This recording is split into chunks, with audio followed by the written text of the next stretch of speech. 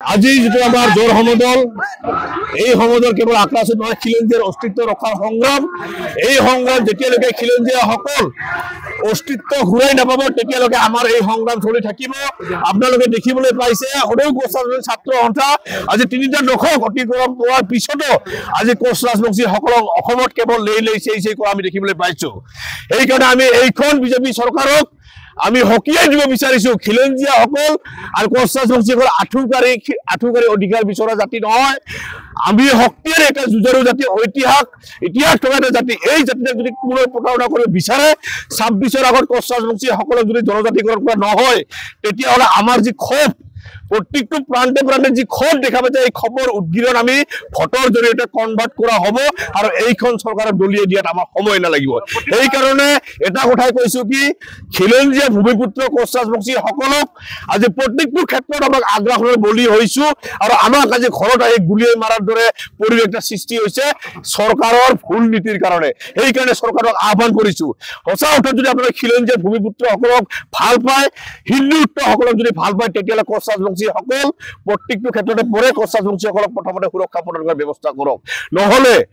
আমি বিভিন্ন প্ৰান্তৰ কোচ ৰাজবংশী সকল এই ধৰণৰ জোৰ সমদল কাৰ্যসূচী কৰিছো অন্যান্য কাৰ্যসূচী চলি আছে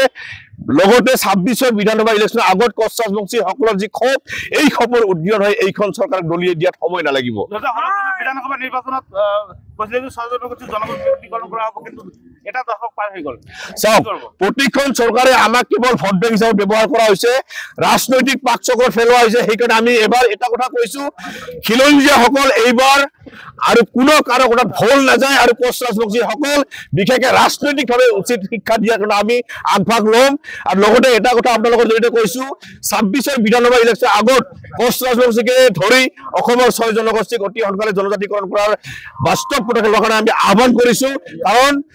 26ৰ বিধানসভা ইলেকশ্যনৰ আগত কোচ ৰাজবংশীকে আদি কৰি অসমৰ খিলঞ্জীয়া ভূমিপুত্ৰ সকল 6টা জনগোষ্ঠী আমি একত্ৰিত হৈ ৰাজনৈতিকভাৱে উচিত শিক্ষা দিয়াৰ কাৰণে কিন্তু আমি বদ্ধপৰিপক্ক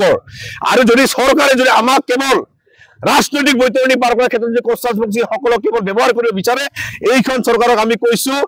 আপোনালোকৰ যি পলিচি সেই পলিচি বাদ দি সঁচা অৰ্থত যদি খিলঞ্জীয়া ভূমিপুত্ৰ সকলক মানে ভাল পায় তেতিয়াহ'লে বাস্তৱসন্মত ৰূপ দিয়াৰ আপোনালোকে ব্যৱস্থা কৰক আজি খিলঞ্জীয়া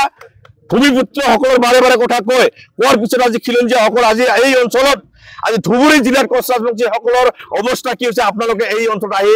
আমি পৰিদৰ্শন কৰি আপোনালোকে চাওক এই অঞ্চল আজি আমি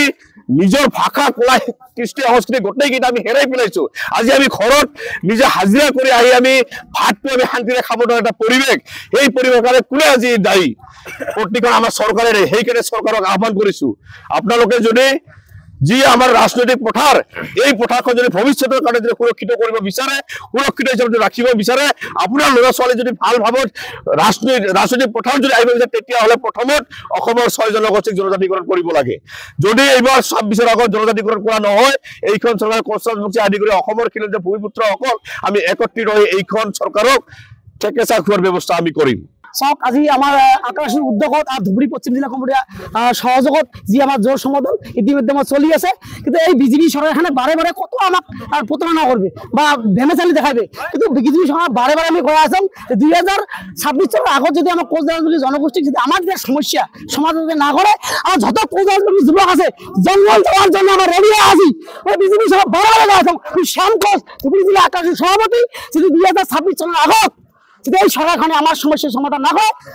হাজার হাজার যুবক জঙ্গল যাওয়ার জন্য আমার রেডি আছে